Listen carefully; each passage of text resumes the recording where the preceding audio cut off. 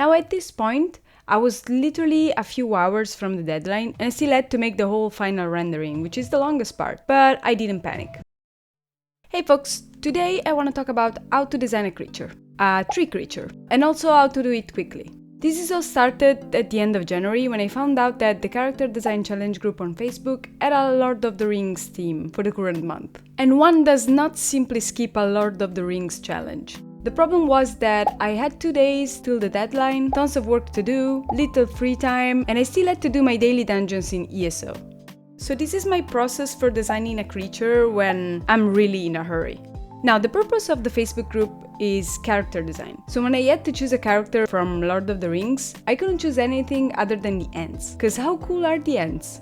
To start, I've done a little bit of research and gathered some information about the Ents until I was ready to sketch. Now, when you have a little time, you want to focus your process for finding good shapes quickly by relying on silhouettes. Silhouettes are great because you can focus directly on the readability of your character without losing time with the details and line work. For me, it's the quickest method. I gotta admit though, working with silhouettes does not come completely natural from the start. If you're like me and are used to start with line work for your sketches, it really feels weird at the beginning. To be honest, I needed a little bit of time to adjust to silhouettes. And at the end, I came up with a couple of techniques for me to work with. The first one is starting the sketches with the lasso tool. You can find the lasso tool in pretty much every painting software. It gives me sharp edges for my shapes and I can work really fast with it. Nothing looks good from the start, obviously, but I just can keep on working on it and filling it and erasing with the lasso tool until I'm happy.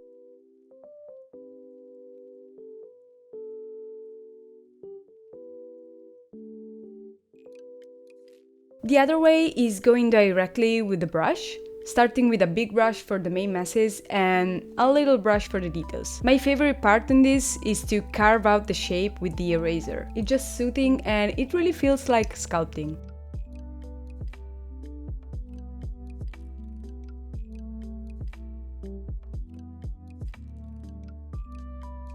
Now for this challenge I had a short amount of time and I didn't really went on with a ton of sketches. I just settled with a few, but I went on sketching until I had a couple of ideas worth exploring. When I finally have my couple of silhouettes that I like, I can start detailing my thumbnails and look for the personality of the characters. To do so, I can just go to my layer setting and click the alpha lock, and this way I can go on without worrying about painting outside of my borders, because only what's inside the shape will be visible. This way I can detail the sketches that I like and obtain a base idea for my character. I can go on with different values to obtain the details and I can give a base sense of light. Now I can finally choose my favorite one, which is this one, and I can go forward. Now at this point, I was literally a few hours from the deadline and I still had to make the whole final rendering, which is the longest part, but I didn't panic. What I did instead was using the thumbnail I chose for the final character as the base for the painting. The initial problem was that the thumbnail is just a thumbnail and it's not pretty by any means. And the character doesn't really show anything, so I needed some work to be done to make it a decent base for the rendering. This thumbnail was flat, like an orthogonal projection, no perspective at all, so I used the perspective tool to give us a base of the perspective, and then I erase the parts that I don't like and I adjust the perspective of each limb to make it look correct.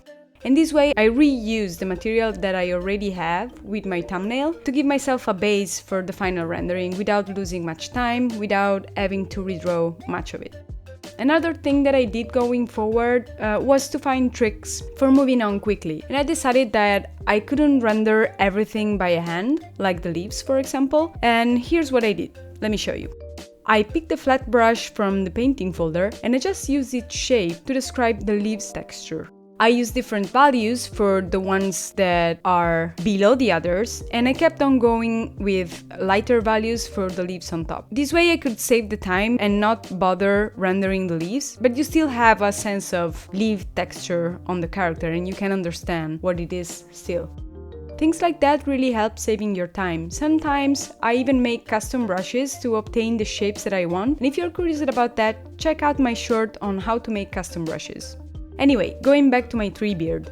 Now that I have the base of my creature, I can spend some time adding a little bit of shading and some little details around. What I do for adding all these details is to keep toggling my alpha lock on and off, because sometimes you need to go behind the silhouette and edit it a little bit with some details, but the main shape remains always the same.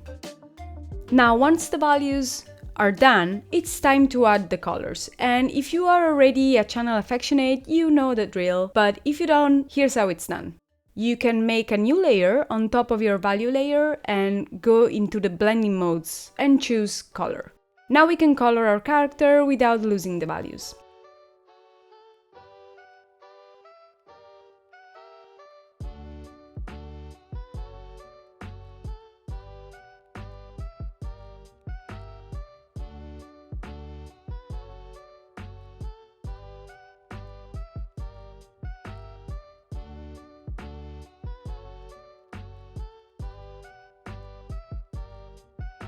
Now that we added color this way, we need to adjust some of the things that we've done so far, because it doesn't really look much appealing. So to make the character feel more real and give him a sense of like occupying a real space, I always paint bounce light at this stage, because light always bounces around, for example, from the sky or from the grass.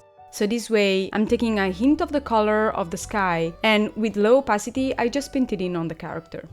Same thing with the grass, I pick the color of the grass and I faintly paint it on the character, on the planes that are facing the grass.